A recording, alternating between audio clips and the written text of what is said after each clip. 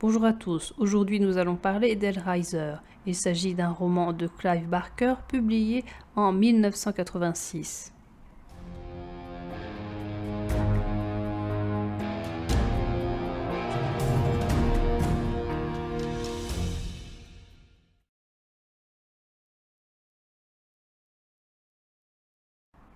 Frank veut parvenir à ouvrir la boîte de le marchand qui, dit-on, contient des merveilles. Après bien des essais, il parvient à déclencher un mécanisme ouvrant la porte à un monde nouveau. 4 créatures au corps torturé font éruption. Il s'agit de Cénobites, qui sont les théologiens de l'ordre de l'Entaille. Quand Cénobite demande à Frank ce qu'il veut, il répond le plaisir. Ils l'avertissent que les dépravations iront plus loin que celles qu'il a déjà connues. Quand il lui demande s'il veut y prendre part, il répond que oui, même s'il n'y aura pas de retour possible. Les Cénobites disparaissent. Frank ressent alors une multitude de sensations et de souvenirs qui provoquent en lui une souffrance, mais aussi du plaisir qui le fait éjaculer. À un moment, tout s'arrête. Frank voit un Cénobite qui lui dit que ce n'était qu'un rêve et qu'ils peuvent commencer. Rory et sa femme Julia visitent une maison. Il s'agit de la maison de sa grand-mère que Rory et Frank ont héritée. Cela fait longtemps qu'il n'a pas vu son frère et il a appris qu'il a fait des choses louches dans cette maison l'année dernière. Rory veut emménager dedans et payer la moitié de la maison à son frère. Julia et Rory emménagent quelques jours plus tard. Julia s'occupe de défaire les cartons tandis que son mari et 2 amis font des allers-retours avec la camionnette. Kirsty arrive, elle est la fille de Rory. Elle veut donner un coup de main mais Julia lui dit qu'elle ne pourra pas faire grand-chose. Il y a comme un malaise entre les 2 femmes. Kirsty prépare le café. Rory vient et il apporte le lit conjugal, ce qui dérange Kirsty. Julia décide de monter à l'étage pour choisir la chambre dans laquelle dormira le couple. Elle entre dans une grande pièce que Rory appellera plus tard la chambre humide. À l'intérieur, Julia semble être à fleur de peau et la cloche de l'église la dérange. Julia ne veut pas que cette chambre devienne la chambre du couple. Ils dormiront dans une autre pièce. 15 jours avant son mariage, Julia a eu une aventure avec le frère de Rory, nommé Frank. Elle pense toujours à lui. Cette maison lui rappelle Frank. Elle trouve un album photo dans lequel il y a des photos de jeunesse de Frank et de Rory.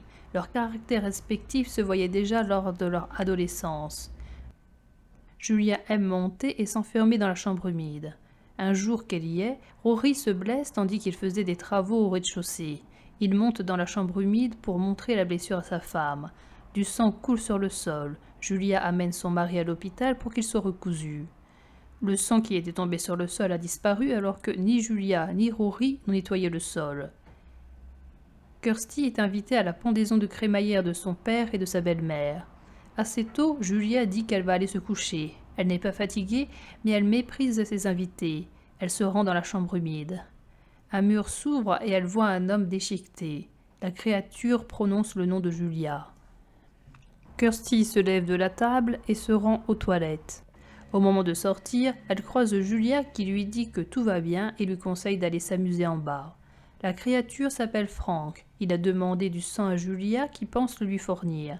Elle pense que c'est le sang de son mari tombé sur le sol qui a fait revenir Frank dans ce monde. Julia change d'humeur et paraît plus joyeuse. Quand son mari lui fait l'amour, elle tente d'imaginer Frank à la place de son mari. Frank n'est pas amoureux de Julia. Il la voit comme une coquette qu'il a désinhibée une fois. Il est parti dès le lendemain de sa relation pour d'autres pays. Il s'est rendu compte du gâchis de son existence. Il a entendu parler de la boîte de le marchand qui peut lui apporter les délices venant d'une autre dimension. À Düsseldorf, Frank a rencontré Kircher qui lui a donné la boîte contre des menus services. Il s'est ensuite enfermé dans la maison et a appelé les Cénobites. Au lieu du plaisir, il lui a offert de la souffrance, ce qui peut être du plaisir chez les Cénobites, mais qui ne l'est peut-être pas. De son mur, il a vu Rory et Julia emménager dans la maison. Il a appris qu'il est possible de s'enfuir et qu'une fois passé le schisme, les Cénobites ne pourront pas le poursuivre. Le contact de quelque chose ayant appartenu à Frank, c'est-à-dire son sperme, avec le sang de Rory, a permis de le faire réapparaître sur Terre. Il compte sur l'aide de Julia qu'il sait malheureuse avec son mari. Julia s'en va dans un bar. Elle rencontre un homme. Elle l'amène chez elle et elle le fait monter dans la chambre humide. Elle le tue de plusieurs coups de couteau. Frank se nourrit des substances de son corps. Elle enferme les vêtements et le corps dans des sacs. Son mari revient. Elle a juste le temps de cacher le corps dans le débarras. Quand elle revient dans la chambre humide, elle revoit Frank. Le corps de Frank n'est reconstitué qu'à moitié. Il lui faut encore du sang. Rory appelle sa fille. Il lui dit qu'il trouve que Julia se comporte bizarrement et qu'elle ne veut plus quitter la maison. Kirsty lui propose de passer le lendemain à la maison pour lui parler. Julia est au bar et elle recherche une nouvelle victime pour Frank. Elle ramène un homme dans la chambre humide. Après l'avoir tué, elle entend la sonnette. Frank la pousse à ouvrir la porte. Julia remarque qu'il s'agit de Kirsty. Elle parvient à la rembarrer rapidement. Kirsty pense que Julia a un amant. Lorsque Kirsty s'en va, Frank la regarde. Il la trouve plus intéressante que Julia. Kirsty se sent observée. Julia remonte à la chambre. Le corps de Frank est un peu plus constitué, mais il n'est pas encore fini. Il a maintenant des nerfs et ressent la douleur. Il lui faut un nouveau corps. Quand Julia dit qu'il faut qu'elle nettoie avant le retour de son mari, il se met en colère car il se demande comment elle a pu épouser une limace pareille. Contre le fait qu'elle l'aide à être à nouveau un homme, il lui promet qu'ils seront ensemble. Le tonnerre empêche Kirsty de dormir. Elle se demande si Julia a bien un amant et si elle ne s'est pas trompée. Elle veut ouvrir l'œil pour en être certaine. Il y a aussi des orages chez Julia. Son mari entre ivre d'une soirée et lui fait des avances. Rory entend un bruit à l'étage et il monte voir ce que c'est même si sa femme essaie de l'en dissuader. Pour l'empêcher d'ouvrir la porte, elle est obligée de l'allumer. Il commence à lui faire l'amour alors que cela ne plaît pas à Julia. Frank entre dans la chambre conjugale sans que Rory ne l'aperçoive. Après que Rory se soit endormi, Julia va voir Frank. Elle dit qu'elle va lui chercher un nouveau corps dès demain. Il veut une radio et de la nourriture. Kirsty décide de surveiller la maison. Elle voit Julia partir et revenir avec un homme. Kirsty décide de s'approcher de la maison pour voir ce qu'il s'y passe. L'homme ne veut pas monter dans la chambre humide. Frank sort de la chambre et s'occupe de lui. Malgré le cri entendu, Kirsty entre dans la maison et va à l'étage. La chambre du couple est vide. Elle voit un homme sortir d'une pièce en mauvais état et la créature reprendre sa victime. Il est tué. Julia tente de s'enfuir mais une voix familière la retient. Elle est attrapée par Frank qui la jette dans la chambre humide. Elle reconnaît son oncle. Ils se battent ensemble. Elle parvient à attraper la boîte et à la jeter par la fenêtre. Elle s'échappe, reprend la boîte et se retrouve dans la rue. Kirsty se réveille à l'hôpital. Elle décide de mentir au corps médical en disant qu'elle ne se souvient plus de ce qu'il s'est passé. On lui redonne la boîte. Julia pense que Kirsty peut les dénoncer et qu'il ferait mieux de partir de la maison. Frank ne peut pas partir tant que son visage n'est pas complet. Il veut une peau. Kirsty essaie d'ouvrir la boîte et au bout d'un moment, elle y arrive. Elle voit une créature qui sait qu'elle a ouvert la boîte en toute ignorance, mais Kirsty appartient maintenant aux Cénobites. Une infirmière vient et ne voit pas et n'entend pas le Cénobite. Kirsty propose de livrer Frank aux Cénobites contre sa liberté. Le marché est accepté à condition qu'elle le leur donne vivant. Rory est avec sa femme. Elle veut lui montrer quelque chose à l'étage. Kirsty revient à la maison. Julia lui ouvre la porte. Kirsty rejoint son père qui a mauvaise mine. Julia et le père disent avoir tué Frank. Julia accompagne Kirsty dans la chambre humide pour voir le corps sans peau.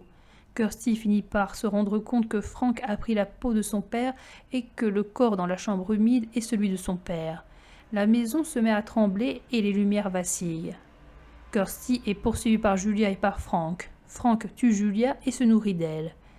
Kirsty se cache dans le débarras et veut s'enfuir par la fenêtre qu'elle ne parvient pas à ouvrir. Elle se cache lorsque Frank entre dans la pièce. Une fois sortie, elle rencontre Frank et ils se retrouvent dans la chambre humide. Les Cénobites arrivent. Le corps de Frank est accroché à de multiples crochets. Les Cénobites prient Kirsty de partir. Frank finit par exploser. Kirsty rencontre Julia qui n'est pas encore décédée et qui lui dit qu'elle est l'ingénieure. Avant que la maison ne tombe en ruine, Kirsty sort dans la rue. Elle percute l'ingénieure. Kirsty pense qu'elle est devenue la gardienne de la boîte. Nous avons 3 clans, celui des protagonistes avec Kirsty et Rory, celui des antagonistes avec Julia et Frank, et enfin celui des Cénobites, que l'on ne peut ni classer dans le clan du bien, ni classer dans le clan du mal. Les Cénobites ne sont présents que lorsque quelqu'un les a appelés en ouvrant la boîte. Une fois convoqués, ils offrent ce que la personne a demandé en les appelant.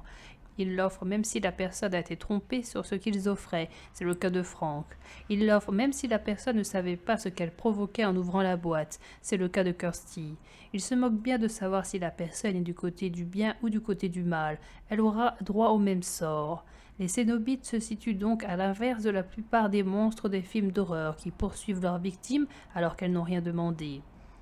Ils se situent aussi à l'opposé de Julia et de Frank qui tuent des personnes qui n'avaient rien demandé. Sur plusieurs points, les Cénobites sont différents de la plupart des monstres des films d'horreur. Tout d'abord, ils agissent en bande. Leur corps porte des marques de blessures qui ne se referment pas comme par magie. Ils tuent sans aucune émotion. Ils ne ressentent pas de plaisir, c'est comme quelque chose d'inévitable, comme un travail à faire. La mort d'autrui ne leur apporte rien de bien ou de mal. Ils ne se cachent pas, ils ne poursuivent personne. Ils sont dans la chambre où Frank les a invoqués. Ils sont dans la chambre de l'hôpital où Kirsty les a convoqués. Ils ne se contentent pas de tuer et de passer au suivant comme dans les films d'horreur. Quand ils ont une victime, ils la font souffrir éternellement. Ils ne sont même pas menteurs. S'ils promettent le plaisir, ils le donnent réellement. Dans leur monde, le plaisir est la souffrance. Leur corps comporte des traces qui devraient les faire souffrir et cependant rien n'indique qu'ils en souffrent. Ils ne sont pas armés. La punition semble se faire seule, par simple présence. Cette violence est à mettre en parallèle avec la violence faite par Julia ou par Frank qui utilisent des armes ou leur force physique. En ce sens, Julia et Frank paraissent être des monstres plus terrifiants que les Cénobites. La notion du bien et du mal entre les hommes paraît également floue. Si Frank en est réduit à avoir besoin du corps des autres, c'est car sa soif de plaisir l'a poussé à appeler les Cénobites. En voulant sans cesse aller constamment plus loin, il se désensibilise et ne ressent plus de plaisir avec ses expériences terrestres. Même s'il a des défauts, on lui pardonne car on comprend la cause de son erreur. Le comportement de Rory n'est pas non plus exempt de défauts. Quand il rentre ivre de sa soirée, il tente de forcer la main à sa femme. Cela n'est pas la première fois. C'est son côté pâteau et aveugle qui pousse Julia à rejoindre le clan de Frank. Rory ne remarque pas que sa femme ne l'aime pas. Kirsty donne son oncle aux Cénobites. Kirsty n'est pas seulement une victime, elle sait se défendre quand cela est nécessaire. Elle passe un pacte avec l'enfer. Elle entre par 2 fois dans la maison alors qu'elle sait que c'est un lieu de danger. À la fin, il semble qu'elle devient la gardienne de la boîte. Julia est une personne déçue par son mari et qui a connu sa seule expérience satisfaisante avec Frank. Il semble alors normal qu'elle cherche à le retrouver. Le glissement de Julia se fait au cours du roman. Dans un premier temps, Julia est lassée de son mari et elle se souvient avec émotion de sa relation avec Frank. En second lieu, quand elle découvre le corps décomposé de Frank, elle ressent du dégoût et de la peur. En trois, lorsqu'elle découvre l'identité de Frank, elle souhaite le secourir car l'aider permettra à Frank d'avoir de nouveau un corps et donc elle pourra recommencer une liaison avec lui. Pour cela, elle amène plusieurs hommes à Frank. En 4, en empêchant son mari d'aller dans la chambre mouillée, elle refuse que Frank tue son mari. C'est donc qu'elle tient encore à lui. En 5, Julia accepte de sacrifier sa belle-fille. En 6, elle décide finalement de sacrifier son mari en le faisant monter dans la chambre humide. En 7, elle a ce qu'elle voulait, c'est-à-dire le corps de son mari, mais avec le caractère de Frank. En 8, elle est tuée sans aucune compassion. Au pied de Kirsty, des objets d'usage courant jonchaient le sol. Le plus lourd d'entre eux était une boîte assez simple d'aspect. Elle la ramassa. Il la rejoignit alors qu'elle se relevait. Le défiant d'un cri, elle visa la tête à l'aide du poing qui serrait la boîte. Celle-ci lui heurta lourdement le crâne dans un bruit d'os brisé. Comme la bête reculait en chancelant, Kirsty se jeta vers la porte, mais l'ombre la submergea avant qu'elle ait pu l'atteindre, et elle se retourna de nouveau tirée dans la pièce. Un Frank rageur se jeta sur elle. Il n'avait cette fois d'intention que meurtrière. Ses coups visaient à la tuer. S'il échouait, ce fut grâce à l'imprécision de sa rage plutôt qu'à la vitesse de sa proie. Un coup sur 3 l'atteignit néanmoins. Des entailles se déployaient sur son visage, sur sa poitrine. Elle se retint à grande peine de défaillir. Tandis qu'elle s'effondrait sous la violence de l'assaut, elle se rappela son arme. Elle tenait toujours la boîte en main. Lorsqu'elle éleva pour porter un autre coup, Frank l'aperçut et cessa aussitôt de frapper. Suivit un répit chargé de tension, au cours duquel Kirsty se demanda si la mort n'eût pas mieux valu que la fuite. Puis Frank leva la main vers elle, déplia le poing et lui ordonna « Donne-la-moi ».